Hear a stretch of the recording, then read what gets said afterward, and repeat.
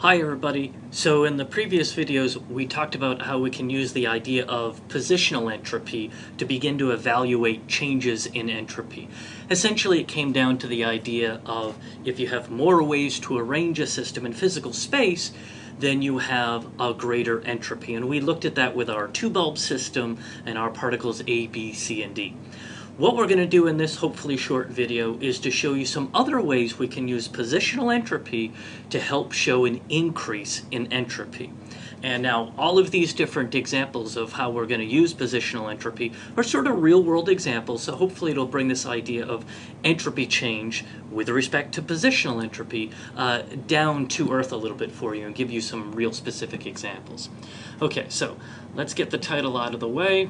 And let's go ahead and bring in sort of a pretend little system here of two boxes. There we go. So I'm going to take these two boxes to represent maybe some kind of a container. Maybe it's a closed beaker or something like that. And we're going to look at a few simple ways that we adjust positional entropy, all of them to show an increase in the entropy. We learned in previous videos that entropy is abbreviated with the letter S, so everything we're going to do here is going to have a delta S that's going to be positive. Okay? All right, so for example, I could take a system that has, let's say, 4 particles that I represent with these X's, and I could go ahead and go to a system that now has 5 particles. Now this represents an increase in entropy because if you have more particles, then you have more ways to arrange those particles. More particles, more arrangements. I kind of like to think about it maybe like the chairs in a classroom. If you have 10 chairs in a classroom, there are so many ways to arrange those 10 chairs. But if you have 15 chairs in a classroom, there's more ways to arrange those 15 chairs. Okay, so more particles, more entropy. Let's look at another example. Okay, again, all of these are going to be delta S's that are going to be positive. Bring back my two boxes here. We could do something like, let's say we have elaborate molecules that I'm going to represent now with spheres, and these molecules decompose, so they break up into smaller fragments that I'll now represent as sort of half moons here. And I think I need one more set of half moons. There we go.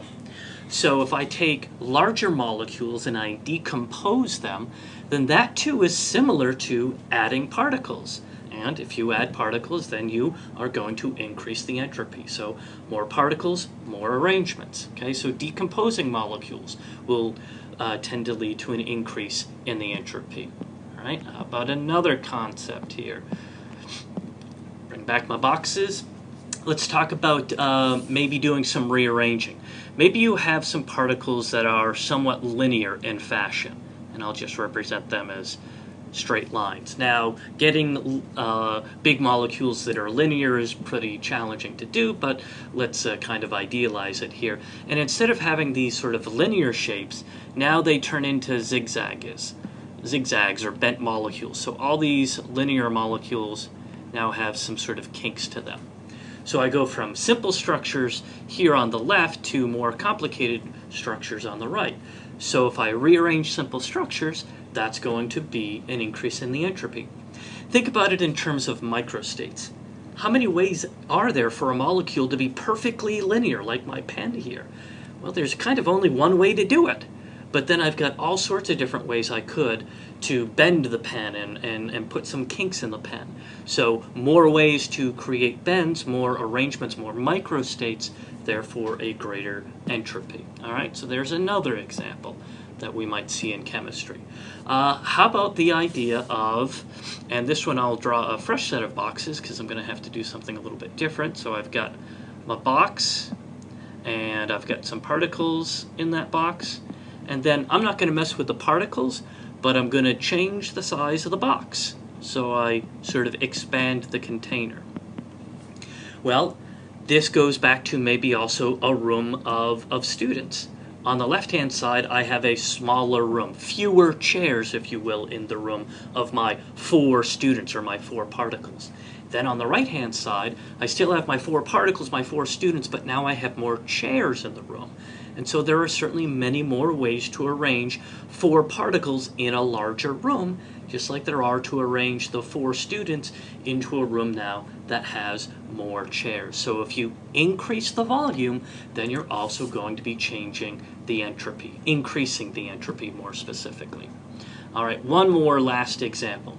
How about if I go from, let's take ice, and I start off with ice in the solid phase, and then I go to liquid water, and then I go to water vapor. I go to gaseous water. Solid, liquid to gas. So I do a phase change. Well, this too can be understood through positional entropy.